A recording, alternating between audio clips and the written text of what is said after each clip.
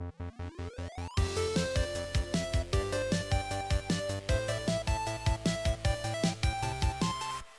right, what's up, and welcome to the very first episode of the Gift of Gaming podcast, the podcast where I, along with my friends, will shoot the breeze, anything and everything video games. Today, on the very first episode, I'm joined by my good friends Luke Maycock. Luke, say hello. Hey guys, what's up? And I'm also my good friend Chris. Hey, Chris. Hey guys, how's it going? It's going good, Chris. It's going good. I'm Darren Wade, in case I haven't mentioned that. I hope I haven't said it twice. That's going to seem pretty bad. But on our first ever episode, it being December 9th today, I thought it'd be good to talk about the Game Awards. We've all three of us watched the Game Awards. Just last night, baby, yeah. Disappointed by some things, enlightened by other things. Cringed by other things. Cringed by some other things. Died inside a couple of times. Yeah, some of it was pretty bad. So yeah. Overall, I think it was pretty good, though. Yeah. I mean, it was hype. It was really good. It was good for the industry, I think. Yeah, for sure. So just for, in case you listen to this, the very first episode, and you want to know if this is a thing you're interested in or not, I haven't really decided yet, but I guess every fortnight, so I don't put myself under too much pressure, or us under too much pressure, we'll talk different video game topics each and every episode. It could be top games and certain eras. It could be our favorite publishers, favorite creators, best soundtracks. Exposés, it's all stuff like that, yeah. Just literally anything and everything video games. But today, we're talking Game Awards. Game Awards 2022. Game Awards. Yeah. And it was like I said, pretty good show, pretty long show. But I feel like for that, if you're okay with this, guys. So long. Yeah, so long. Nobody Yeah, saw man. And like for us here in Ireland, I think I left yours, Chris, last night at was it 10 to 4 a.m.? Yeah. Yeah, it was pretty bad. It's pretty bad. So I think we'll talk about some of the awards. We've given you guys sent to me your preferences for each award and what you predicted would win that award as well. Yeah. So we'll go and through I think across the board, my preferences were actually better than your predictions. Yeah. It means you're in the industry, Chris. Yeah, I just doubted myself too much. You're a capital G gamer. We got a capital G gamer over here. So we'll go through a few of the awards. We'll hit up the announcements that were made as well. I'll get your guys' opinions on what's up and coming, what's all those world premieres that Jeff Keighley really sunk his teeth into, and then we'll kind of hit up our favorite awards as well. So I guess without further ado, I'm going to pick these at random and just knock them off the list as well. Without further ado, I'm going to go into one that's... And just full disclosure, there are a few topics that some of us aren't too keen on and don't know much about. So esports, we didn't go for a whole lot. Luke, you know some stuff about esports, so we're going to rely on your insight. Yeah, we can touch on it a little bit, but yeah, for sure. It felt like we all, like we were saying, we all cast our opinions on each of the categories, but there's definitely some categories I was casting an opinion being like, meh, I think maybe this. Across the board, we have removed best impact games because I still, even after watching that, I still wasn't sure about after watching the Game Awards, I now kind of have an understanding of what the gaming impact games section was, but we didn't know any of them. We haven't played any of them, so we're not going to go there either. So I'm going to start off a little bit kind of outside of the realm of true video games and go for best adaptation as an award. So pretty cool category here. We had like Arcane, League of Legends, the Cyberpunk one. There was the Cuphead show. Sonic 2 got in there as well. But I'm going to go through. Luke, you had on your best adaptation, your choice and your prediction were the same. Arcane, League of Legends. Yeah, it was kind of felt like the writing was on the wall. Like everyone was going nuts. Tiny bit of background stuff. This isn't super important, but my background for work, I am an animator. I animate things, and I'm kind of wedged in the animation industry, whether I like it or not. And so you like it. I like it a little bit. So I'm privy to a lot of like the opinions that get thrown around. So you kind of get a nice spectrum for what everybody's thinking about different projects as they come out. And Arcane was just received well by literally every type of person. I'm not a League of Legends lover at all. In fact, Luke, years ago, my brief foray into League of Legends and how absolutely sour that community was, and I got out of there. But I watched Arcane just because you had recommended to me. You were like, Darren, you have to watch this. It's going to be good. I have no idea. Hang on, we have a little beeping here. There's just a beeping bear with him. happening, Yeah, ladies and gentlemen. Oh, it's the stopwatch. Just hang on a second. Yeah. It's the stopwatch. The one thing I wanted. No interruptions. Put all your phones on silent. But don't worry, my stopwatch will fuck us up. Yeah. All right. Okay. We've dealt with it now, guys. We've dealt with it. So what I was saying there before I was so rudely interrupted, you said, look, you need to see this. It's pretty good. And right from the off, the animation style of that is so nice to look. Unbelievable. Yeah. It's so lovely. And I'm a dyed-in-the-wool 2D animation purist nerd. But oh my god, it was handled so beautifully. It kind of built off of what they did with the Spider-Verse movie, Sony Pictures did with the Spider-Verse movie, and just like built on that, and it's just gorgeous, lovely story, really well told, just start to finish. So this is a bit off topic, but I just found this out the other day watching a friend of mine stream. He was playing the new Spider-Man, and so what they did in the Spider-Verse is they dropped frame rates for certain characters, like the main character, because he felt out of place and he felt like he just something wasn't right. Yeah. So they dropped the frame rates significantly. And then you can get a Spider-Man suit in the game that does the exact same thing. So the whole game is running normally, but you're like super janky while you wear this suit. It's such a clever idea, like to purposely drop your frame rates to make him look out of place. Yeah. It's using every part of the animal. Like animation kind of tends to get sidelined as a genre. Instead of what it is, which is just a way of making films or a way of making, media. It doesn't have to be films even. And so when they were doing that, they were using the frame rate. It wasn't like they were limited by the frame rate. Yeah. Because a lot of the times, like the show I'm working on at the moment has a specific frame rate, and we're locked into that frame rate, and that's the style of the show. That's how it's going to be. But they thought they like giga-brained on that, and we're like, how can we make this work for us? How can we use something as obscure as the frame rate to tell a story? And that's Einstein level. To drop it, because everyone's obsessed with like, got to push the frame rates, got to push the frame rates higher and higher and higher. Like, but to make it janky, take it back. Make it janky as a purposely done piece of you trying to tell the story is amazing. And sorry, this is Spider-Man we're talking about, but that was created by the same company that created Arcane. No, sorry, it's a different studio altogether. I'm just saying they definitely took influence from it, because you see some of the early tests, like the animation tests for Arcane, and they look very like League of Legends cinematics. Like they just come across like League of Legends cinematics, but they ended up not leaning into that style. I don't remember the name of them. People keep telling me it all the time, but it's a French studio, and they're wonderful. They did a fantastic job, and I know, not personally no, but I know some of the animators who worked on the show, and it's just, they're so good at what they do that it's a small surprise that it was an incredible project. So that blew me away. It was an easy one to pick for prediction. I did want to give a quick honorable mention as well to the Cuphead show. Such a fantastic show. I watched that through, but for whatever reason, this is probably going to sound crazy. I'm a massive fan of the Sonic films, like massive fan. Blew me away in terms of their quality, and wasn't expecting it at all. Like up there with like Detective. That's why it blew you away, because none of us were expecting. And it had no business being as good as it was. Thank God back in the day we got Sonic changed to a legitimate looking Sonic. When the internet cried out for that one. But Detective Pikachu level of good movie, from an adaptation, and I would love to have seen that, but undeniably Arcane. And, looking through, like, that was my choice and my prediction. Luke, that was your choice and your prediction. And Chris, unfortunately for you, that was your choice, but you predicted Cyberpunk with all the hype on it. Yeah, that might have actually... maybe I just wasn't on the internet enough around the time Arcane came out, but...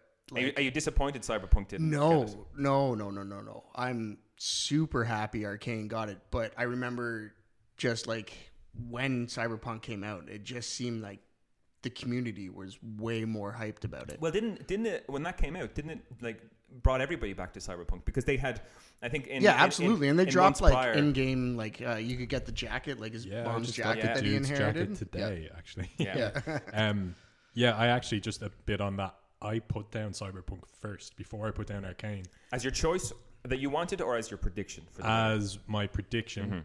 I went for the exact same as you. because I thought like kind of Oscar style recency bias. Like, you know, the way the earliest release that a film has ever won an Oscar is like June or something. Like nothing that's been released before June has ever won an Oscar. Just because it's forgotten. Because recency bias. Yeah, because it happened recently. So that'll come up more in this too. I'm sure it will, yeah.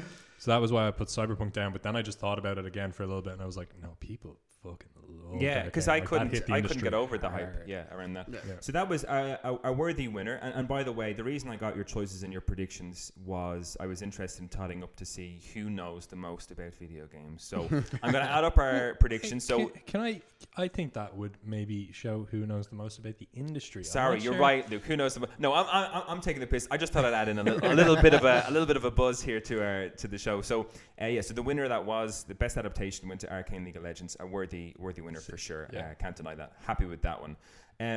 Next one, which I was thrilled about and didn't 100% expect, and we had a lot of fun with this one because this is best indie debut that we're going to go on to now, and we had all separately looked into the nominees and tried out all different games. Luke, I think you delved into Tunic a little bit, which was the thing. Tunic, yeah. Chris, you played Vampire Survivors, and you showed me, which I knew nothing about, and you showed me some of the videos before we watched the Game Awards last night, and my God, do I want to get into that. But my pick for, at least my preference, was Stray, because of just how amazing that looks. But I'll go through our predictions, our choices and predictions. So for me, it was Stray across the board. I wanted it to win. I predicted it would. Luke, you wanted Tunic, but you predicted it to be Stray. And Chris, you wanted Vampire Survivors or Survival, whatever it was. But your prediction was also Stray. So the winner of that one was, of course, Stray. But we have to go into these other ones, especially Vampire Survivors, because you show me people like gameplay footage of that, Chris, and all I want to do is play that game. And I mean that first video, because I think we just clicked on the first video that popped up on YouTube, right? Yeah. And he covered it greatly in his first 10 seconds. He's like, guys, get over the graphics. It looks like crap, but it is the best game you'll ever play, and it's only $3. That's exactly it. And I find with a lot of you guys love your AAA titles, and I feel like some of these games fall to the wayside. But Vampire Survivors blew me away with how much I got addicted to it. I got every single achievement within Is it a mobile game or what is it? Well, one of the announcements, Luke, was that Vampire Survivors is coming to mobile. Yeah. we'll get to that later on in the show. Okay. But it's Steam PC, right? Yeah. Oh, It's Steam PC early. No, sorry, it's not early access anymore. It's Full legitimately release, out. Yeah, but it's hard to describe. It's a bullet hell, but you don't fire, so it automatically you don't fire. fires. Yeah, it auto fires for you. You can literally play the game one-handed, which is hilarious. Well, I mean, there's a few people that might need to do that. Tied behind your back, but no, it looked amazing. And you showed it to me, and I remember seeing the thumbnail on the YouTube video, and I was like, "Oh, what stupid game has Chris gotten into now?" But man, I can see why it got nominated. But the other thing too is it's a roguelike, so it's infinitely replayable. Yeah, and there's just this. It's what it does for your dopamine. It's just bright, shiny colors all the time. You get new rewards and upgrades, and shit is just shining and exploding on the screen. About that sounds sick. Yeah. Yeah, it was great, and it's only $3. Which you can't go wrong. Yeah. Good sell. Bargain. This is a very good sell. And Luke, you got into Tunic. Now, of course, Tunic didn't win. Did you expect it to be anywhere up there at all with the other nominations? How did you feel about that game as a whole when you were playing through it? No, I didn't expect it to be super up there because it was great. It ticked a lot of boxes, I think, for a lot of people. But I actually don't think I was one of them a whole lot.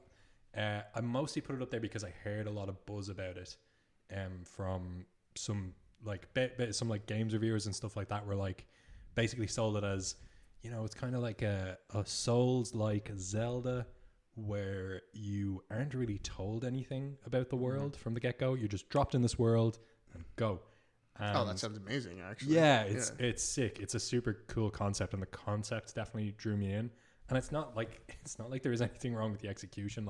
The game is a ton of fun to play, but I don't know. I think I was kind of biding my time with it a little bit. I was enjoying it the whole while, but I think I was crying out to make progress. And the whole game kind of funnels you along the story path to a very predictable twist. and then the twist happens, and you're like, fucking no surprise there. What Yeah, now? that sucks. So that kind of killed the vibe a little bit, but the art style in it is beautiful. Yeah, that was oftentimes when I would be scrolling through the PlayStation store to see what kind of thing I'd want next. Games like Tunic, that kind of art style, I'm all about that. I love those games, but unfortunately, I find, you know, there are, not to be mean about it. I mean, I don't make games, so who am I to talk? But to me, that kind of art style often, you know, is side by side with, I think, kind of very simplified gameplay or simplified narrative. It's think. Like it can be used as a crutch sometimes. But keep in mind, actually, this isn't even a good argument, because I was going to say, keep in mind that this is debut indie. Yeah. But that's also why I think this was always a shoo-in, because Stray was something else for a very, like, a brand new startup creating a game like that. And to go, so, because you and me were talking about it, Chris, as well, how we felt that Stray should have had a much bigger shout maybe on best direction, because it's a little bit different, you know, it's you know, in terms of just the style of the game, the world that you're in, the fact that you are playing as a cat, which is, you know, hella fun. You know, you it's super cool. do lots of cat things. And me as a person who's recently, you know, adopted / adopted. Yeah, foster failed, adopting a kitten who, you know, is also foster failures. Is that what you guys call yourselves? Yeah, that's what we call it. Yeah, foster failures. Yeah, there was no way we were giving him back, man. You know, so like Ambrose, our cat, looks, you know, he's the same coloring, everything like that, similarities to Stray. So when I was playing that, I was like, hey, you know, Ambrose, man, it's you in a game, bro. Like, look at you go. You're on the so I got a kick from that aspect of it. But no, as a whole game, the atmosphere in it is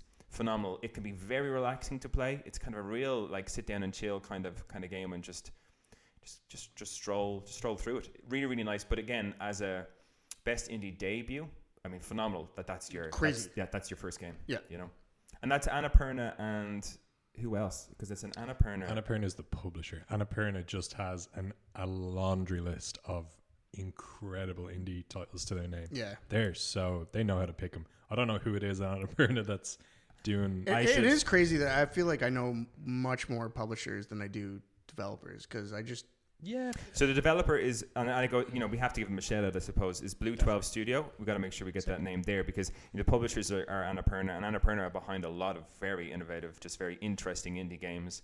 Now, I think a lot of the ones that I've played are like puzzle-esque type things, but just quite, again, most of them are just very relaxing, very atmospheric games that Annapurna seem to get behind.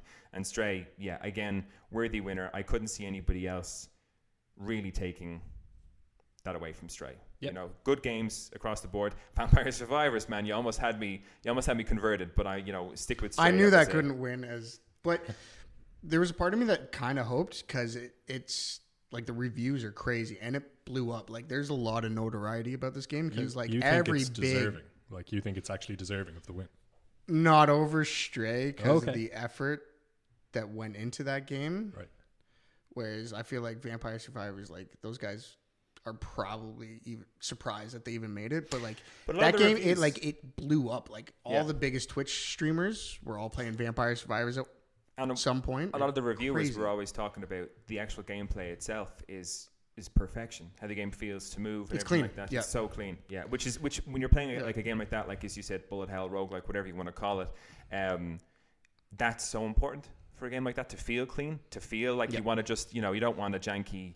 I think for me, I'm really tempted to play this, because for me, that's the most important thing. Like, that it feels good to play. The feel of the play and the understanding of the mechanics and everything. I kind Wait of until it goes to mobile and let us know what you think. I might just get it on PC tonight, man. You've sold me. I didn't look up anything about it. $3. But games like Stray, and I'm kind of talking in my ass a little bit here, because I literally only seen like gameplay snippets from Stray. I don't own a PlayStation, so I can't play it.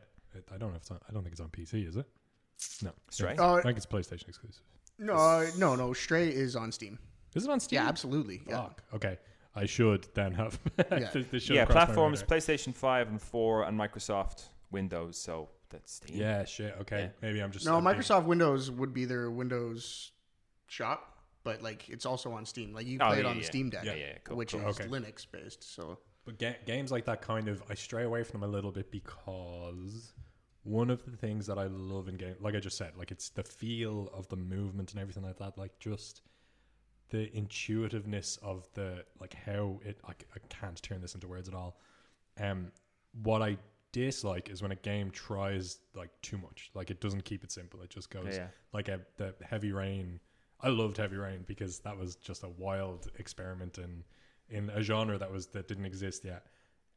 But a Strand type game, Luke, is it? A Strand type game. So, you know, we'll get to Kojima later, but like, you know, the way people invented their own genres of video games. It's more like what other games came after Heavy Rain that are like the fucking oh my god, I'm totally drawing a blank on this now.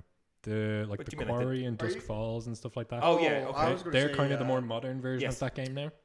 I was going to say Becoming Human. What was that one? Yes, Detroit Become Human. Detroit Become Human. That kind of almost like linear choice based game. Yeah, and those games, like I'm down to play any game. All games are wonderful and great, but something about like they never have super satisfying.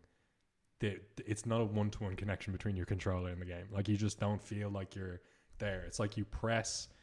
It just reminds me of the start of Heavy Rain, where you're walking around the shopping mall looking for your son. You can just press the circle button and go, Jason! Jason! I feel like I'm really a part of this game right now. I'm really looking for Jason. Just like, like feels clumsy. Yeah. That's almost too simplified, and that like how can you possibly get pulled into a game like that? Stray kind of feels like it was threatening to, but I'm talking at my ass. Like I haven't played any of it, so I could be totally wrong. But Vampire. I thought it felt good. I think clunky at times in a sense that it's not like as highly polished as a AAA game, but I think I don't know, the clunkiness in a game like Stray kind of lends itself to the enjoyment of the game. You know, kind of in a bit of a, you know, like an underworld place, but it's all a little bit kind of grungy and dirty and stuff like down there. So I think it lends itself to it a little bit, you know. Okay. But we'll move on from Best Indie and we'll go to Best Multiplayer, and this one was a bit of a. I was not expecting the winner of this one. So I had my prediction and my choice both as Call of Duty, just because Call of Duty tends to wrap these things up year on year. Mm-hmm. Luke, you had the same. And Chris, you had Call of Duty as your prediction, but Teenage Mutant Ninja Turtles Shredder's Revenge as your choice. And a fine choice, a great game. Took me back to the days of Turtles in Time, playing with my buddies. Oh my god. Great games. Amazing. And like you talk about polished in terms of how a games look like as pixel art goes, that game looks just top notch. French kiss. But the winner of that one was Splatoon 3. French kiss, you mean Chef's Kiss? I mean Chef's Kiss. I mean, French Kiss, video game. You could French kiss. I don't know. Yeah. That could be Chef's on your rating system. Darren, would you give it a French kiss? Thank you for clarifying that, please. Thank you. But this one was a bit of a random winner. Splatoon 3 took Best Multiplayer. Oh, I didn't even see this. You did it? Yeah, Splatoon 3 took it. You know what? I'm actually stoked about that. It surprised the hell out of me, but I've always loved Splatoon and just the idea of like a kid family friendly FPS with just like a bit more different mechanics than your typical COD. Yeah. So I was stoked to see Splatoon take it.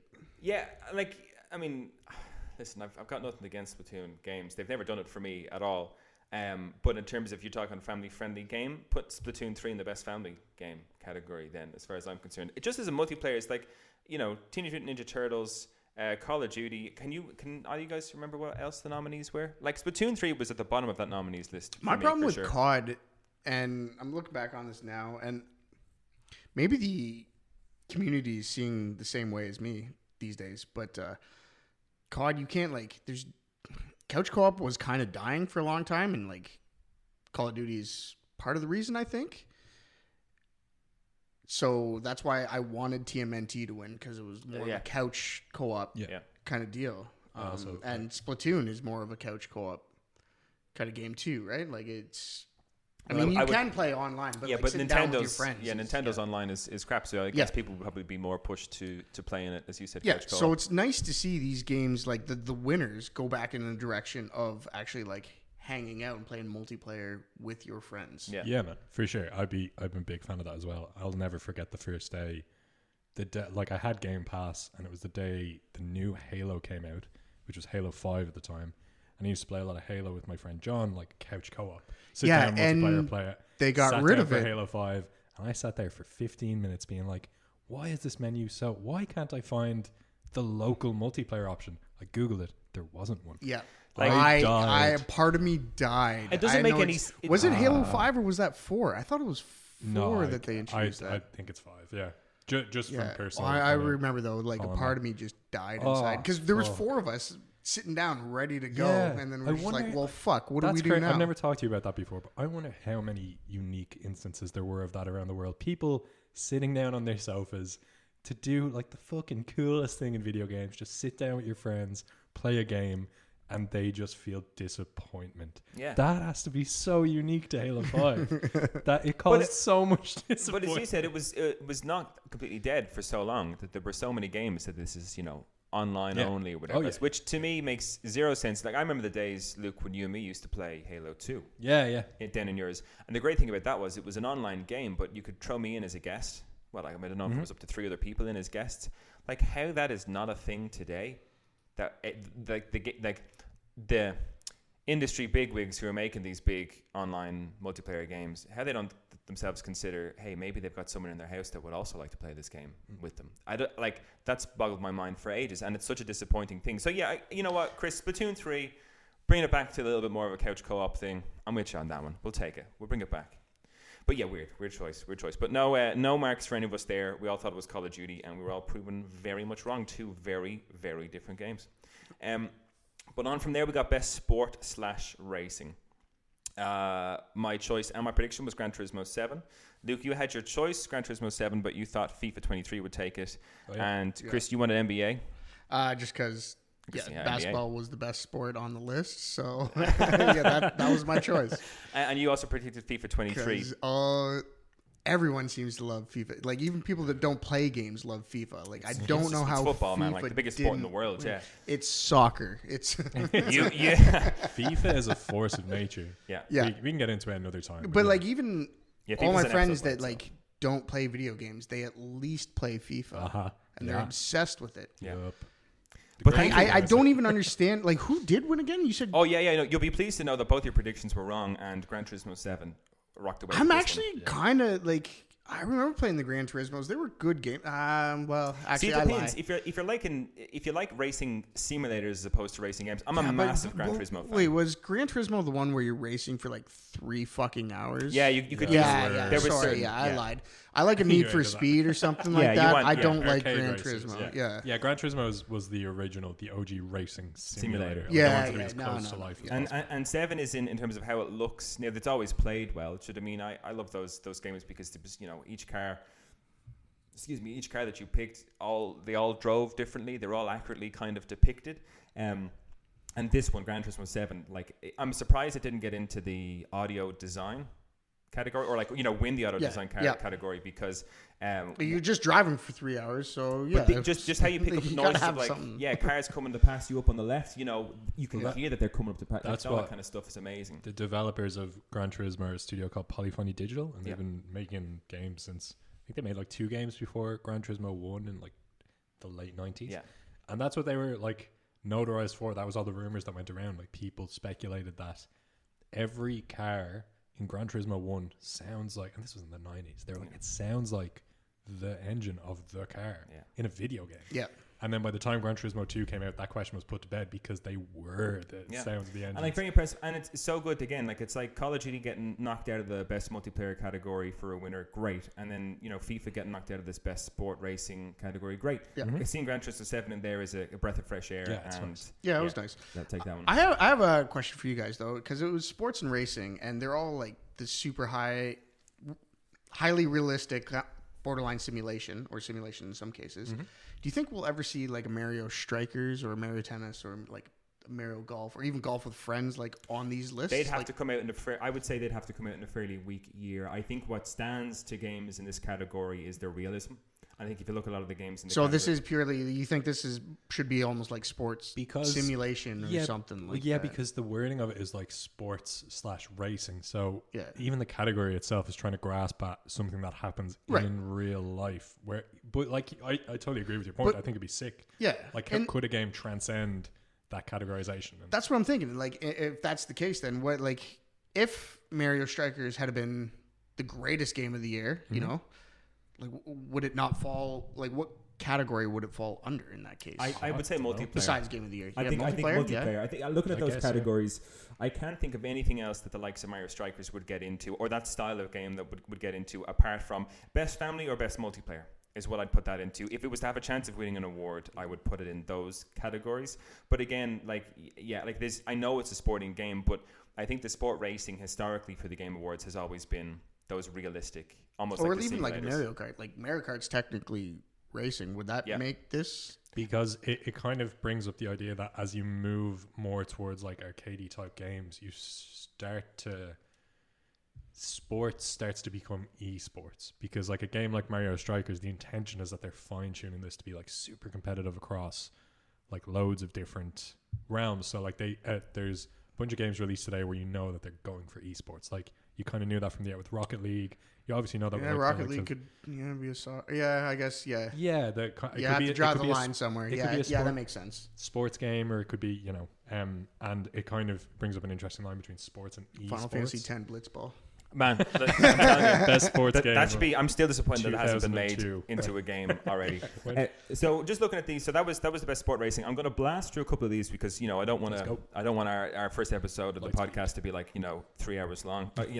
Talking about long things, the Game Awards is too long. Like that's just we'll get into that as a little summation at the end. It's too long. Certain speeches might have gone on too long. Yeah, we'll get into that as well. That was cringe moment number one. So I'm going to kind of fly through some of these and just to get your opinions if you're happy or not happy. So best sim, to give you an example of what things were in there, but like Dune Spice Wars, Mario and Rabbids Sparks of Hope, Total War. The winner, interestingly enough, was Mario Rabbids Sparks of Hope, which I've played the first one. I haven't played Sparks of Hope. First one's a lot of fun. I'm a person who likes the kind of style of games like Dune Spice Wars. That was my prediction and my choice. Disappointed something like that didn't win, but that's a purely preference thing. Mario and Rabbids, as mad as a collaboration as that is, that game was a lot of fun. See, I have a problem with this winning, though, for one reason and one reason only is about a month, maybe just over a month ago, I bought my very first Civilization, Civ 6. Oh, yeah. And yeah. I finally started playing it after many years. But and like, that is a sim. Mario Rabbids. Like, you can't even compare the two. It's interesting. It's interesting that it's in that category, actually. You're right, as a simulator. But again, fun, and I remember when the announcement for that game came out. I don't know. I don't think that was from the Game Awards last year as an announcement. But the announcement for that game was super hype, and like the quality of that trailer for Mario and Rabbids Sparks of Hope, and the intensity of it, and the fact that it seemed like there was a lot at stake for such a mad collaboration. I was like, this game's got some serious hype. I could get behind this. Mm-hmm. But again, a weird one. Listen, again, something different winning. I don't mind at all. Moving on to best family. Again, what I thought was another bit of a surprise one. Chris, you had Splatoon 3 as your family choice and Lego Star Wars to win it. Luke, you had Lego Star Wars across the board, your choice and your preference. Star Wars. Yes. Yeah. I love Star Wars. I picked Lego because people always seem to go crazy. I've never played them, but they go crazy. They're so much fun, and it's such a nice kind of humor throughout the game. It's such an easy game to play. Such an easy game to play with a couple of cheap laughs. They are great. It would be the thing that's always got me about those Lego Star Wars games is it would be the easiest thing ever for them to sell out. Yeah. It's Lego, it's Star Wars. You've two winning brands. You just making money. You just slap them together. Anything will do. But they rise above that every single game. Every game is hilarious. Yeah. It's so much fun, and it's like you said, it's so easy to play. Yeah. You should check them out; they're sick. And for mine, I had Nintendo Switch Sports. I thought there might have been a bit of hype around that, considering Wii Sports was so successful. Yeah. None of us were correct.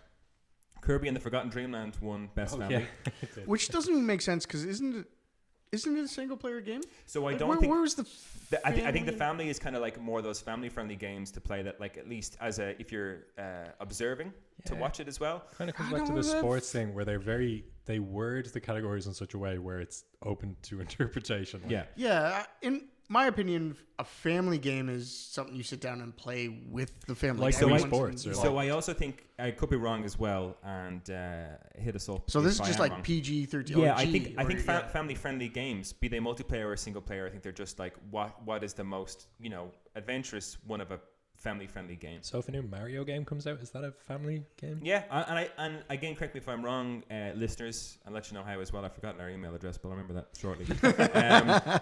Yeah, I'll find that out. Email giftofgaming@gmail.com. giftofgamingpodcast@gmail.com, something like that. I'll find it out for sure, though. Email them there all. is an email address. CC, BCC. Yeah. Just spam them. But so I think Right. it's one of those categories again. I think if a Mario game had come out like Odyssey, I think in the past would have been considered a family-friendly game as Odyssey well. was a banger. Oh my god, that was so great good. Game. And here we have another category that this one disappointed me. The winner of this disappointed me greatly. I had Sifu as my choice and as my prediction. Luke, you had Multiverses as your choice and as your prediction. And Wait, sorry, what category is this? This is best fighting. Best fighting. Okay. Yeah, and Chris, you had DNF, Duel, and as a King of Fighters. King of Fighters, yeah. As your prediction. And Luke, you were right bang on it. Multiverses won that one. And yeah, baby. I don't know if you guys have played Sifu. And again, I won't keep us on these categories for too long. Sifu as a game is so much fun, such a great style of game, such a great idea of a game. I don't know if either of you guys have played it. I have not. I've seen videos. I've seen reviews. I like what I see. I've heard the same thing. Is it doesn't feel like a fully fleshed out game compared to these others that it's in the category with. Yeah, I mean, okay, I say that's a fair enough one. King of Fighters for sure, like a fully fleshed out game. I'd come at it from a slightly different angle. I love the idea of Sifu. I actually love everything about it, but I don't think it's going to win this category. I think it's going to be best action adventure. I don't think it's a I know it's a game. It's a game in which you fight. Even some of my favorite games on this list winning. Maybe I'm totally off base there. I know it's a game in which you fight. Like fighting is the core mechanic of the game, but when I think about a fighting game, I think of like Tekken and Smash exactly. Bros. And or King of Fighters. Yeah. The Game Awards next year will be an absolute amazing one because there's Tekken, Street Fighter, and possibly Mortal Kombat. Oh, Tekken coming out next year though. Tekken's out next year. I mean, for sure. They haven't given a release date yet, but if they're able to put out a trailer for gameplay, God, that's gonna be mental. Yeah, I imagine that if Mortal Kombat can get in there, that'd be the showdown of the century. There was man. three OGs. Three OGs. Out there. But with that said, there's a lot of up and comers, man. Like I started playing because I got super hyped about Street Fighter 6 that I started looking into like the best fighting games in the last while, and I bit the bullet and went into Guilty Gear Strive, and it good. Blew me me away, man. I never played Guilty Gear, but I got really into all the like art and stuff surrounding it because the animation in it it's absolutely gorgeous, and I actually prefer it because I was always a big Street Fighter fan because I like the cartoony style a lot more. One of my all-time favorite fighting games is actually Skullgirls. It's just clean. It's just 2D cartoon art. Okay. But yeah, that's why I really kind of lean towards Guilty Gear, and it's really good, man. Yeah, be a very interesting category for next year. But Multiverses taking it was a big surprise for me. I don't think that talking about fully fleshed I thought games, it was because I heard good things, quote unquote. But I thought they were all just like meme reviews, kind of like what we ended up with Nickelodeon. A lot of people were just like, "Oh yeah, this game is great just for the laugh." But the brands that they're able to bring together in that is class. It's a cool roster. It's just Warner Bros. But they tried that with Nickelodeon too, and it was a huge. Yeah, I guess the Nickelodeon one was weak in terms of the game, like really weak in terms of the gameplay, and then Multiverses is kind of middling ground. But again, I'm spoiled because Smash Bros is my absolute jam in that style of game, and I don't think that anything for me will ever rise up to that, and anything that comes out on that basis is just this is never going to compete. That's what excites me the most about Multiverses, because Smash, don't get me wrong, it is fantastic, one of the best fighting games ever, but like the fact that like Nintendo's even pulling them out of tournaments now, like they just don't balance and patch. Like now that somebody is kind of like challenging field, that kind of fighting game. I feel like Smash created its own genre that just hasn't been like broken into by anyone else. Multiverses, but there's too many diehard fans. If we just accept that, like maybe another game can be competitive to Smash or even be better than Smash, and we just accept that Never gonna fact. happen. We could Never end gonna up. happen. We could end up with a Smash great Brothers has game. Sora, Chris. It has Sora from Kingdom Hearts. No game, and people might say, a lot of people listen to this are probably going like, "Oh, he's joking." Chris, I am deadly serious. Master. He's the Keyblade master. Let me tell you about Sora. Yeah, he's got the power of friendship and hearts, Chris. Okay, and he's owning Smash like Brothers. Bitch. Oh, greatest game. Donkey Greatest Kong game. slapped the shit out of you. Let's go right now, bro. See you on the sticks. So we'll go through a couple of these other interesting categories, and I'm going to blast through a couple of ones that we're not overly interested in, like ones that didn't get too much of a mention even on the show, which is a bit disappointing. Best Indie was breezed through on the actual Game Awards itself. It's a bit disappointing. Kind of confusing though, because we had Best Indie and Best Indie Debut. Best debut indie, I think, means that they all have to come from. So I think it's just interesting that they have the best debut indie game, which means it's their first game, and I think a lot of the best indie games in those categories are also the first from a. So a lot of them. So it's an interesting kind of two categories to have that are quite simple. Stray took that one as well, so that's two awards for Stray, which is, I think, considering it's an indie game and it's their first one, that's unreal to go through that. I had Neon White as my prediction. Luke, you had Stray, and Chris, you had Stray as well. So you guys, take the points there. Wanted Cult of the Lamb though. Cult of the Lamb was. I actually haven't seen anything about that. Is that like a? It's fun. It's cutesy. It's got a bit of roguelike, got a bit of base management. It's everything I wanted. Yeah. Nice. Yeah. So from that we went to best mobile game, and I went across the board Marvel Snap. As a Marvel fan, Marvel Snap is chef's kiss. Chef's kiss this time. Yeah. Don't lick the microphone again. Darren gives it the French kiss of approval. My French kiss of approval. So Marvel Snap was my choice across the board. Luke, you had Diablo across the board. And Chris, you went for Genshin across the board. And it's the only one I heard about. But so Genshin, when you had said Genshin as your prediction, I was like, that was a good choice. But Marvel Snap ended up taking it, and I'm so glad it did, because apparently the guy who came up and took the award, he was quite energetic. I can't think of his name now. One of the guys in the studio that made Marvel Snap, but he's so colourful in terms of his expressions. Excited, yeah, and they put so much work into that. The wacky, the two the I can't even say two-pattern suit. Yes, that guy, yeah. But like, as a Marvel fan, so it's basically, a card-based kind of, strategy fighting game, whatever. But which like, is right up my alley, actually, because I still play Slay the Spire probably like 2 hours a day on my phone. Yeah, my only problem is I don't like spending too much time on my mobile. So Marvel Snap was like, I downloaded it, played it for like a couple hours, was like, I need to get this the hell off my phone before I lose myself in it. But it's I take smoke breaks at work, so I'm it's a long smoke break. But the artwork in it's amazing, so I'm glad that one took it. I was surprised. I thought for sure Genshin or I think was PUBG Mobile on it.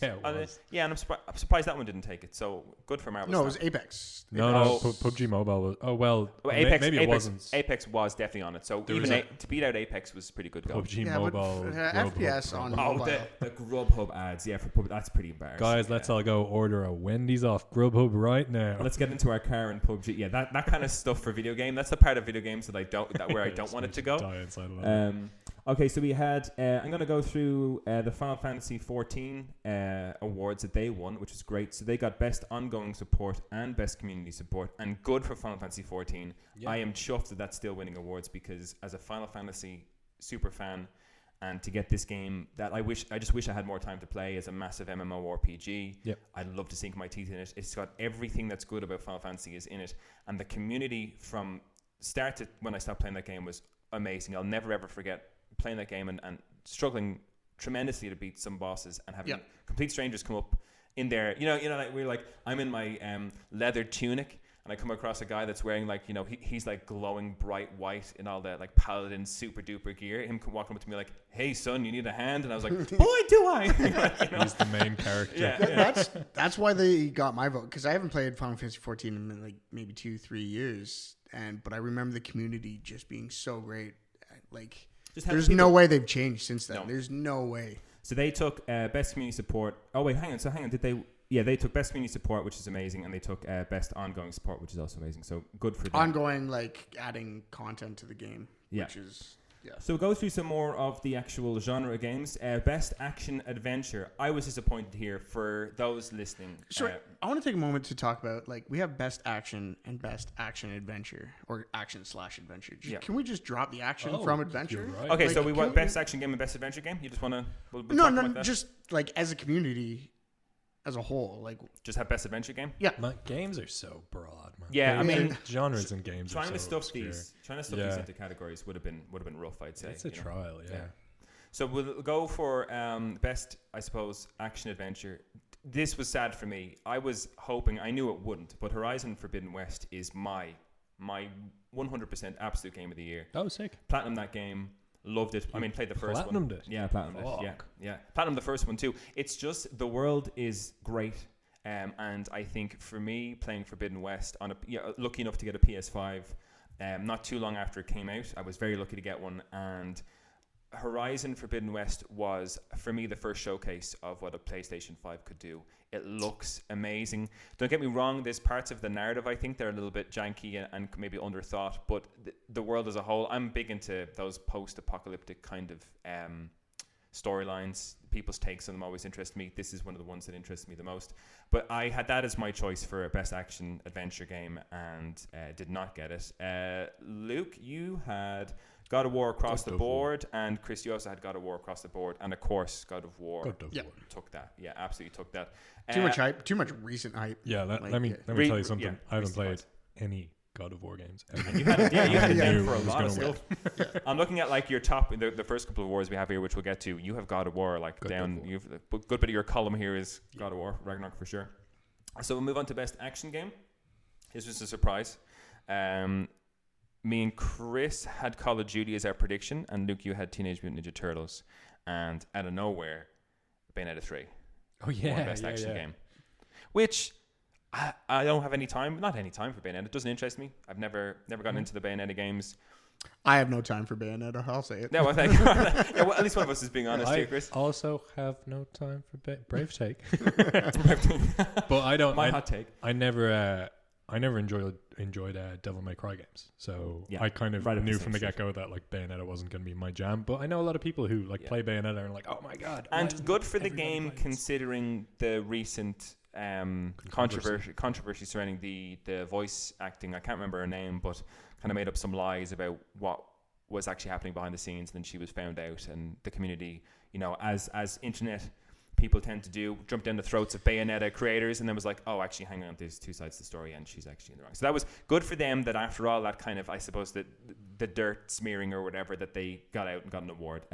No time for those games, but way to go, Bayonetta 3. Good for you. Best role-playing. An obvious winner, my prediction as well, and Chris's, your prediction as well, was Elden Ring. But I really wanted, and I think all of us have it here as our choice, was Triangle Strategy. Oh, yeah. Choice and prediction. Yeah. And let me tell you something else. I haven't played that game either. No. I watched my housemate play it, and I had a lot of fun. I haven't even watched someone play it. I don't know what the game looks like. You're just taking a pop, Luke. Well, I know. I just hear people talking. Yeah. Well, I as a person who has played through it, not finished it yet, has played through a good chunk of it. Lovely level of difficulty. I was Final Fantasy Tactics when I was a kid was right up there with my favorite games, and it's still up there with my favorite games. It just fits, it ticks all the boxes for me. It's a pity. Elden Ring, of course, a deserving winner for sure, but I would have loved Triangle Strategy. It was their only the only category that I think that Triangle Strategy got into, and I would have loved it if it had taken it, but obviously. But Elden Ring, like, why isn't Elden Ring falling under action adventure, and why is it a role playing game? Like, what? It's hard. The lines are very blurry. It's so strange. Yeah, tough. I mean, like I said, a tough one to try and fit games into certain characters. I think across the board they did a fairly good job. This action adventure game is kind of pretty blurry. I think the rest of them they've done quite well. Family One, I think I'd like a definition of to see, does multiplayer play a part in it, or is it purely about really good PG games? That's kind of what I'd be interested in. So I'll fly through a couple of these other ones. Best VR AR was given to Moss Book 2. I didn't really have much of a... Never heard of it. Yeah. Never heard of it. I Googled it last night. I really thought Bone Lab was going to take this. Yeah.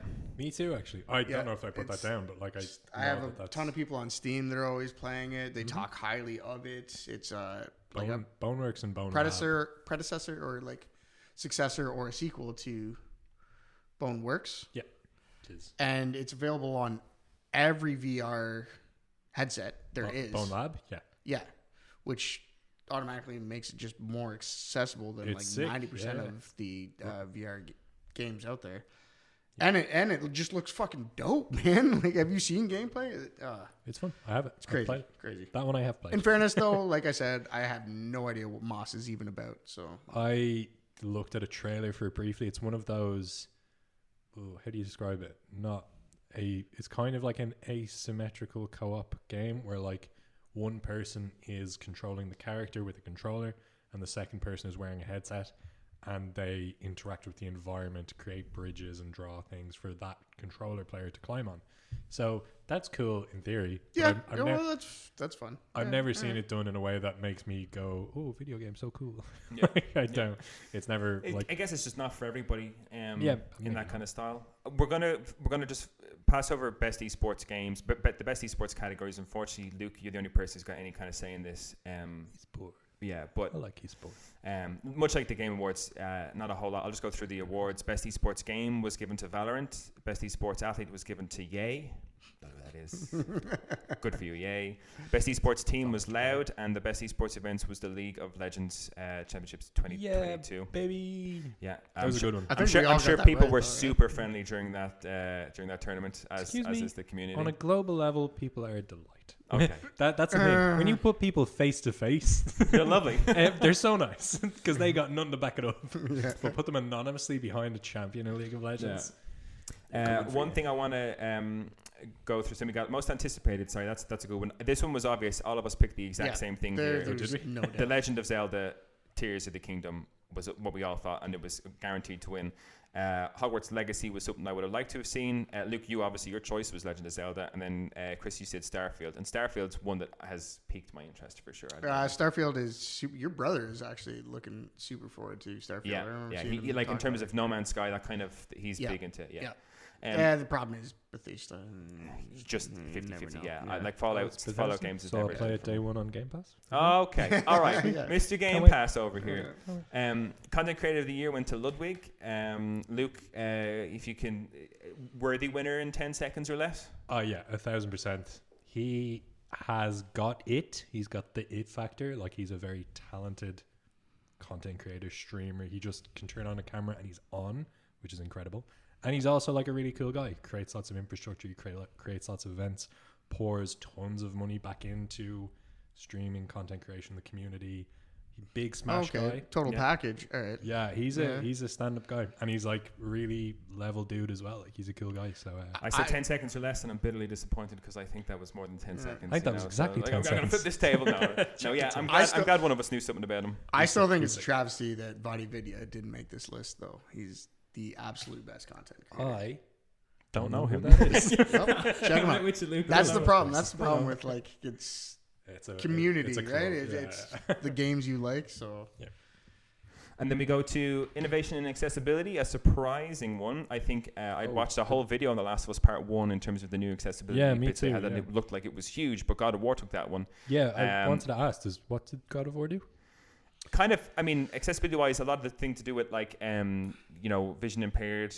Yeah, the vision impaired options were pretty nutty. Just like bright, striking blue suits versus red suits. Like, it was pretty impressive. What's interesting was that I never heard anything about. I know when I first opened God of War Ragnarok and I went through some of the settings, I was like, oh, there's plenty to choose from here. That's cool. But I remember watching the full video of The Last of Us Part 1, and I'm really surprised that didn't take it. But again, I think that's a little bit to do with maybe recency bias and things like that. Or maybe God of War just, outright was the winner. But it's sad also that Last of Us didn't take it. I mean, it's not something that really affects any of us personally. Yes, so of course. We don't we're lucky enough to not have to worry about those kind of things. But great that that's an award that's actually given in the Game Awards. I love it. To acknowledge that. Love to see it. The work that people are doing. I actually did a bit of research, and I put my vote down for As Dusk Falls, because they even the company came out and just mentioned they want to make this the most accessible game, and they had text to speech and speech to text. That's cool. Which having both of those in the game is pretty unheard of. I'd love to see that category kind of develop over the years to encapsulate more things, because I think stuff like that is really good at catalyzing those changes in the industry. It's crazy how much it falls to the wayside. Even when I start playing a game, and I don't need these options, but when I can't fully remap a controller, like have total control, that's insane. It's low hanging fruit. It's got to be the first fucking thing you do when you make a game. It's just like it's like I can't imagine how that's an obstacle from a programming side of things at all. It doesn't make any sense. And I've always liked the one of the things that kind of drew my attention to this was, I remember years ago Microsoft made a really big push for universally accessible controllers, and they offer a huge array of controllers for people with people who are maybe only have one hand or only have a few it's first and foremost a computer company, and computers need to be accessible as possible, because often that's some people's only option of doing a lot of things. It's definitely becoming a bigger and bigger thing. Like the fact that I'm paying attention to videos that are coming out about the accessibility of this game is a great sign. And I mean, we dip our heads into the industry ourselves, and because we're interested in what's going on. But the fact that I'm coming across these now, which I never came across before, is a great sign. And happy days for anybody who would struggle with any aspect of playing games. It's fantastic. Yeah, and it's not something most people would even think of unless it affects you personally or indirectly through someone in your life. The only reason I am super familiar with accessible is being a web developer myself, and making websites accessible to people that can't read and write the same or see the same way we can. No, kudos on them. Great stuff. So moving on from there, we've got best audio design. None of us got this one right. I thought it would have been a shoo-in for Call of Duty in terms of how immersive that feels when you're wearing a pair of headphones. Luke, you also went for Call of Duty, and Chris, you went for Gran Turismo, which would have been my second choice. Did I do Call of Duty? Sorry, I'm looking at my own list here and I can't find it. Well, I think I copied it from your list as best I could, Call of Duty, so correct me if I'm wrong.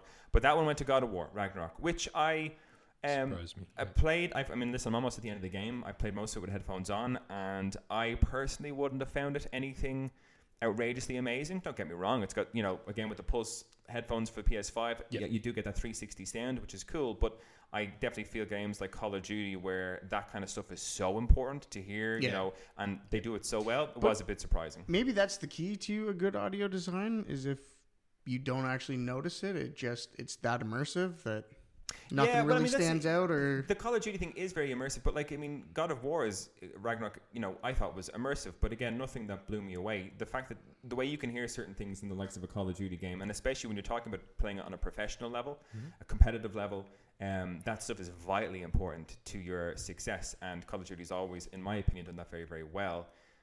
God of War Ragnarok, nothing particularly special about it, 360 sound, and won it. But again, I think Ragnarok was walking away with a lot of these awards. It was pile driving through the competition. I was similarly, I checked my list there, and I did put down Modern Warfare as my prediction, and my choice was Gran Turismo, which is how I went into it. Oh, apologies. Okay. No, that's totally cool.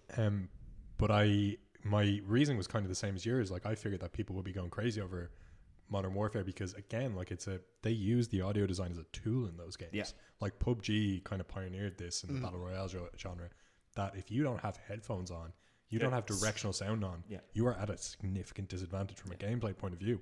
And that's crazy. That's really impressive. Whereas you'll never be at that disadvantage in a game like God of War Ragnarok, which is why I'm surprised that won. But kudos, great game. I'm loving it at the minute. Take all the awards if you want. This one, we're going to go best art direction before we go into the top 5 boards. Best art direction was given to Elden Ring, which I guess for the fans of Elden Ring probably seems well deserved. Elden Ring, not my style of game, not my kind of game. I personally wanted it to go to Stray. Luke, you wanted to go to Stray, but figured God of War would get it. And Chris, you had Scorn. Yeah, I really wanted. But Scorn, you predicted, interesting enough, Horizon Forbidden West, which I would have loved if that happened. Because it was beautiful. And I was kind of, I didn't play for Horizon, but I watched plenty of gameplay, and I was kind of pampered. Yeah. On the PS5 and the fucking TV my housemate owns. It was something else. It was something to behold, that's for sure. But Scorn it was unique. It was creepy. It was. We watched the trailer of that before the Game Awards. I made you guys to refresh because nobody else voted for it, and I thought that was kind of crazy. I think I didn't vote for it because it, like, and in a good way, but not one that I give my vote to. It disturbed me greatly in terms of Maybe I was just thinking of like innovative art direction, like a very cool, a gritty, scary, it did look pretty violent, macabre. Yeah, but again, it would have been nice to see something. But I think Elden Ring's got it's a different kind of art direction. I don't believe it's unworthy of the award. But I actually still Dark Souls stan. I miss the old art style of like the Souls games, or even Bloodborne. I mean, I didn't really. I don't prefer the Elden Ring art direction over the others. So see that. Yeah. All right, so we're just coming up to just about, I think, if my timing on this is right, just about the hour mark, right? So I'm going to fly through these last ones.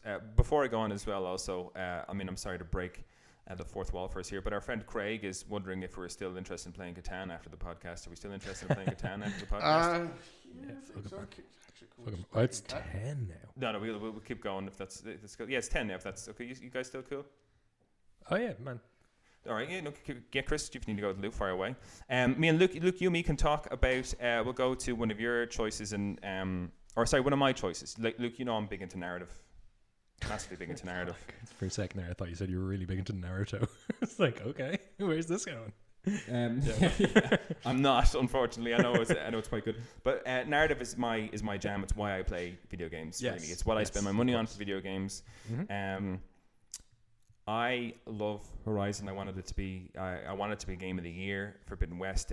But I don't know if I necessarily believe that it, narratively speaking, was the strongest of the nominees that were there at all.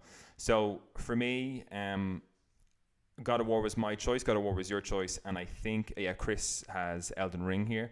But God of War as a winner. I haven't finished the game yet, but I'm close to the end. Chris has Elden Ring for best narrative. Yeah. Well, he's got to defend that when he comes back. Yeah. When he gets back to the table, he really needs to answer for his sins in that one. God of War Ragnarok, Luke, I'm at the end, and I have to say, narratively speaking, great, gripping. Love the character development from the first game. Love the direction that they go with a lot of the characters, the new characters that have come in as well. Great arcs for a lot of them. And just, from a narrative perspective, just a worthy winner. Chris, now that you're back, how can you defend Elden Ring as your choice for best narrative? Oh, there's a very good reason Souls have always been some of my favorite games, and a lot has to do with the delivery of the narrative. Oh, okay. Which is squeak to that. It's not just, you're not spoon-fed a story the entire fucking game. They're not telling you exactly what's what. Is there a story? Yes, there absolutely is. It's cryptic. The opening it's cryptic. Opening cinematic in Dark Souls is slow, and they're throwing a lot of names. Did you play Dark Souls? Yeah. Were you involved in the community of Dark Souls when it first came out?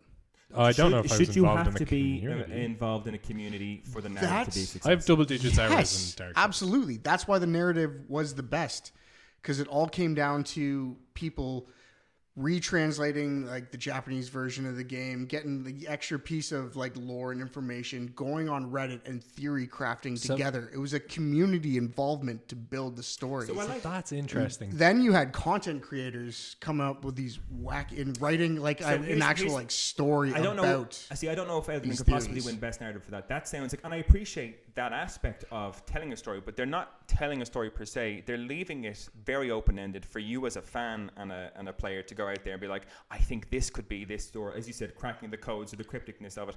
I don't know if that should be the winner of the best narrative. For me, the story needs to be pretty conclusive start to finish, like something that I can told explicitly. Read a book, man. Read a book. We're talking about games here, and some of them are actually like they eventually get confirmed because somebody will find some section in the game or like a broken statue that really confirms that like this is who that was supposed to be that they were talking about in this text over here. It is fucking incredible. I can appreciate that.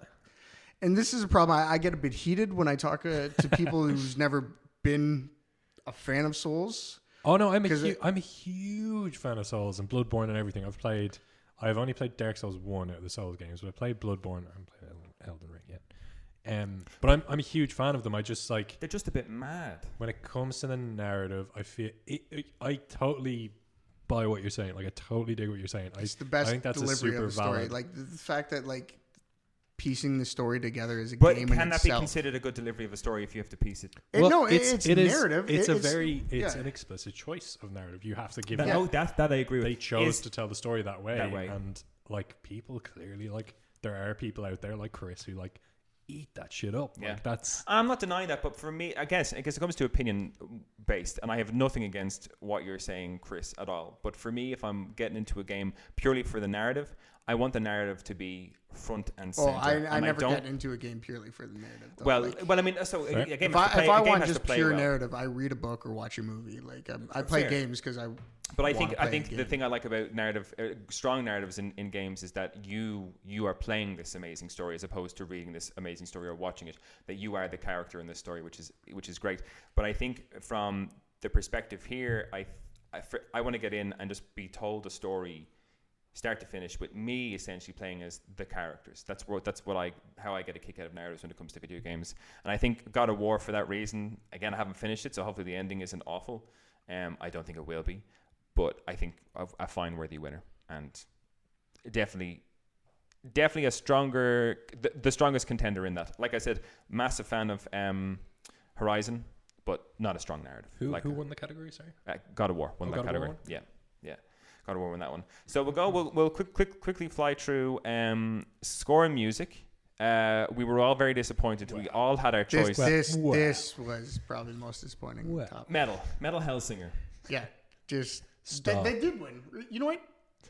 I'm repressing everything I saw last night. You know what, Darren? Like, you know what, Darren? You sitting over there? Stop the steal. How about that? Metal Hellsinger did win. We're going to get this election overturned. Winning score and music is fake news. Fake news. Metal Hellsinger won that by a long shot. No, Metal Hellsinger was a completely deserving winner. But it comes down to this thing of who you're in contention with.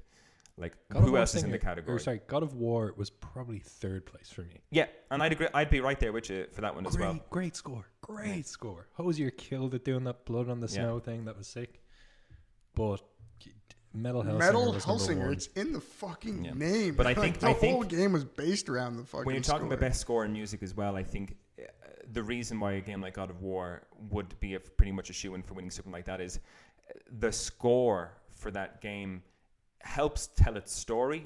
Metal Hellsinger, as great as a beat shooting, metal playing, fantastic time, I don't think like that's all the game is. Where I think the best score music can really help elevate a game to something else, and that's kind of Metal Hellsinger is. And listen, I wish it won it, but I think it's kind of like a one-trick pony. I think what you're getting at here kind of harkens back to what we were just talking about. I think you feel that correct me if I'm putting words in your mouth here, but I think you feel that the score can serve to elevate the story of a game. Yeah, not the story. Like, not the story of a game, but I think that the game as a whole. If your game is entirely based, and again, this is, I mean, it's like contradictory. Again, I wish it was my choice to win it as well, but again, when I look at it up against score, God of War, Ragnarok, when the music plays in that game, it makes you feel a totally different way to how Metal Hellsinger makes you play. Like the music in God of War can make you feel sad when the game is sad, happy or funny when the game's funny. But Metal Hellsinger is just, and again, I wanted it to be my choice, but it is this like, how loud can we pump up the volume and let's just go shoot some monsters? And that's what I mean. It's single-minded in an amazing way, but I think that's probably why it didn't win. No, I think it's clout. I think it's just like, it's clout. Everyone thought they had to vote for God of War, and that's what they did. I think that's what happened. I'm willing to fence it here a little bit because we don't like fences here, Luke. I love the idea. I love the use of music in games for storytelling purposes, and I haven't played God of War, but I'm willing to concede that maybe that's something that it pulled off really well. Like, because you can only really experience like the power of a leitmotif in a piece of media if you feel that happening as it develops with what you're seeing. And I can get your argument that like Metal Hellsinger has a banging soundtrack that you can just put on whenever and enjoy it. Put on some headphones, shoot some aliens, and have a great old time. And don't get me wrong, demons, not aliens, you're right. Demons, monsters. But is that worthy to win best score? I know we have to move on, but if your whole game is based around music, and you make a fucking banger of a game that can even get nominated, and the whole point is the score, then yeah, that should have won, I think. Cat's going nuts. Categories. We've had the categories with Chris. I don't know if that was picked up, but yeah, the cat. We can move on. But I could wax lyrical about like how important about different implications of like scores in video games and what it serves to do with what's happening. But no, let's push past. Okay, we'll just get upset. Yeah, because we'll blast through one bit that we wanted to do, which I think we're going to have to leave to another episode of the podcast, is wanting to go through the announcements and the world premieres for the show.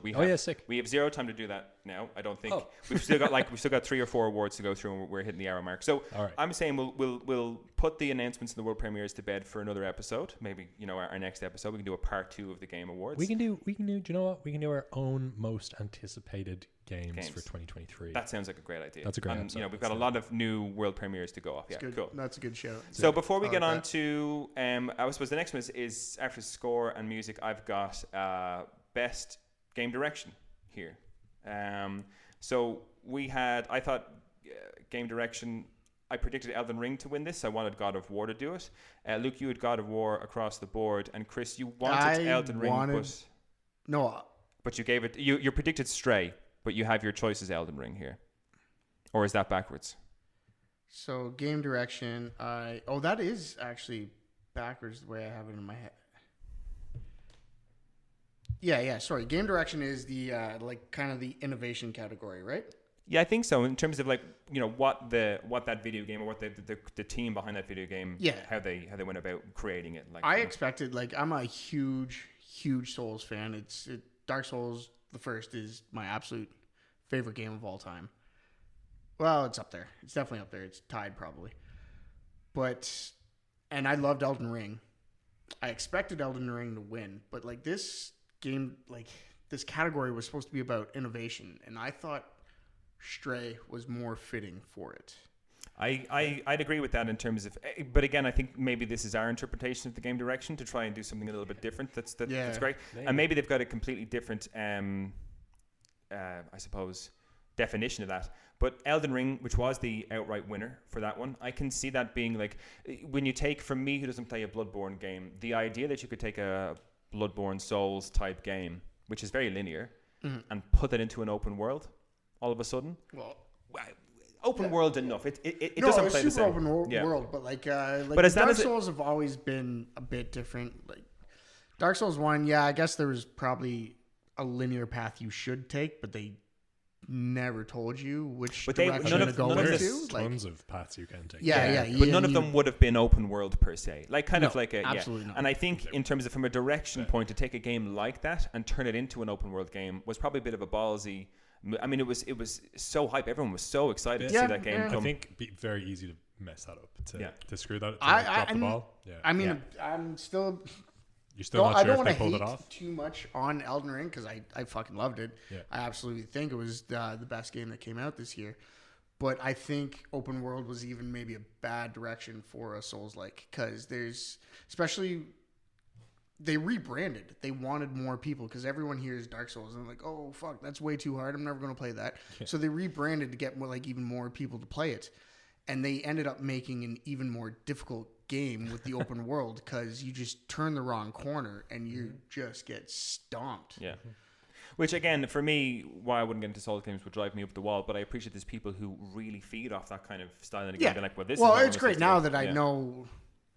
that guy's around the corner, he's going to stop me, and I can still scoot by him and get the weapon to do the exact build I want. Yeah. It is great for those reasons, but it's just another Souls iteration, but open world, which we've seen a million times before, and I don't think there's too much. I would have been happy with a Stray winning that one, but I can see why it didn't. I can see why Elden Ring took that with all of the stuff behind that game. In the lead up to it, totally see that. Now, before we get to the game of the year, we've got one other award which we have to talk about because for me the absolute highlight and my least favorite part about the entire Game Awards was best performance. One by Christopher Judge for his performance as Kratos in God of War, and quite possibly the most. And then stripped of him because he just got. Yeah, because his performance there afterwards was if you haven't seen it, check it out. If you've got 25 minutes for and you want to hear a speech. And I guess you can say maybe the guy was a bit starstruck or whatever, because Al Pacino came out and gave that award, announced that award, which is a pretty big deal for the Game Awards to have someone like Al Pacino. Yeah. He was pretty humorous. He came out and said he doesn't play video games and can't see the teleprompter. So I knew from that moment I was like, this could go south. But I guess Christopher Judge came up maybe a bit star in his eyes. You could tell he was delighted that he was up there with Al Pacino, being given an award by Al Pacino. But it is the longest acceptance speech I think I've ever had to sit through. Chris, you had to leave the room. You couldn't deal with it because it got to a level of cringe. I got embarrassed. Is that the word? Embarrassed? Yeah, embarrassed for him. Cringed out. Listen, it's wrong to take away from it. An absolute 100% worthy winner. His Kratos is it was great, unbelievable, fantastic, still enjoyable. But wow, highlight and also most hated moment of that game show, the Game Awards, was Christopher Judge's speech. So what about the Reformed Orthodox Bill Clinton, Rabbi? Yeah. Also watched the end of the game. Yeah, the end of the Game Awards show for a stage pitch invader or whatever you want to call it. That was good too. But we'll get on to wrap up this podcast episode before we go too long. This isn't our intention all the time, guys. Don't worry, listeners. You won't have to listen to us talk for an hour and 15 minutes every episode. I promise you. We'll get to Game of the Year. Isn't that what they said about the Game Awards, though? It's not long. It's fitting. It's fitting that we're going on. It's fitting that we're going on way longer than we should. I'm going to just talk about our choices, our wants for this one, because our predictions were all the same. I'll get to that in a second. Luke and Chris, both of your choices were the same as your prediction, which was Elden Ring. Yeah, there wasn't a doubt in my mind. Yeah, unreasonable. I would have loved Horizon Forbidden West to take it, but I know it's not up there. It's my Game of the Year, but I can understand that a game like Elden Ring with all the stuff behind it would have really been a good shout. Elden Ring took it. Lovely acceptance speech, well deserved. And like I said, overall, to wrap up here, so we don't go on and on. Chris, how did you feel Game Awards as a whole? Did you enjoy it? It was good. Yeah, you know what? Despite the little hiccups here and there, I loved it. I loved it. Yeah. My cat's going crazy, so we definitely need to. I need to go check on my cat shortly as well. Sounds like it's fighting another cat. I don't know how that's possible. It should be closed in there. Yeah, you're like the top floor of this apartment. So you loved it, Luke? Yeah, I thought it was sick. I was really stoked from the get go. They were kind of all the presenters and everything were really rolling with the punches and leaning into the fact that I'm gonna say something and it's not a really gamer thing to say, but fuck you guys. It just the flow of it was really great. Really well run event, and I think it's going somewhere. I think it's going to mean a lot for the games industry in the long run, because there was a really long time when we weren't sure what were the Game Awards. Was it the DICE Awards? Was that the thing? Jeff Keighley has really kind of gone out there and kind of put a stamp on a thing that says this is the award show for video games. Because even in the lead up, we were getting a couple of different groups announcing their Game Awards or whatever, and I didn't, not say I didn't care, but I was like, I don't even really know who this is anymore. The Game Awards has become the first year defining one. Yeah, the first year that Jeff Keighley did that and went all in, people were kind of like, okay, but there's so many of these. Surely someone else is going to come out now. After COVID and everything like that, it seems like this show has become, because it was the one that continued through COVID, and not only continued but really shot it out of the park in those 2 years as well. Myself loved it, thought it was great, lovely pacing, a bit of a lull in the middle, but I think that's to be expected. Some of those announcements were pretty dull, but we'll talk about them maybe in another episode. But listen, I do think there are some issues with the general attitude towards the Game Awards. Because you'd see a lot of people were dressed up in suits, and then there's a guy with suit and sneakers, and then one guy in just a t-shirt and ball cap. It's so all over the place. It's just Jeff Keighley wanted it. Everyone needs to have the a dress code kind of thing, or a more uniform attitude about what this is. Yeah. But again, it's funny because the Oscars or something like that as an award show has been around for so long that there is a definitive style to it. Everyone dresses up to the nines. The one thing I do like about the Game Awards as a gamer is that I don't think it's a shirt and suit type of thing. Video games aren't like that. Yeah, that'd be amazing. They're so open. But yeah, I know what you mean. Jeff Keighley coming out in a velour suit with white sneakers. I was like, oh, is that the look? But again, it doesn't really matter. And then Al Pacino comes out in a suit, a huge Hollywood actor. Yeah. And then Keegan comes out in just like a fucking jumper and jeans. It's like, but again, I don't. There's no consistency here. I think the audience can kind of. I thought the audience was fine. I'm down with people like wearing all that stuff. Yeah. But I think the hosts could be a little bit sharper. Like the hosts could have a dress code. Yeah, that would be cool. Yeah, agreed. No, overall, a great show. And I guess we'll wrap it up there. If you like the show, we're hoping weekly, fortnightly, whatever we've got time for, putting out different shows every time about anything to do with video games. Anything you can think of, we'll probably think of it. Listen, if you've liked it, thanks for sticking around for an hour and 15 minutes. Luke, Chris, thank you guys for coming on and chatting Game Awards. Sick. Yep. Looking forward to the next one. Absolutely. And don't forget to email us at giftofthegaming@gmail.com. Oh my God. Okay, if we can just hold for 1 second to see if I can actually get the email. No, I'm not going to find it. Oh wait, actually, will I? No, I don't have it. Wait until episode 2 to find out how to contact us, because I don't have the email address here. It's been great. Listen, thank you for listening, guys. Thank you for coming. Been sick, Darren. Thank you. And listen, I hope you all enjoy the gift of gaming. Peace out.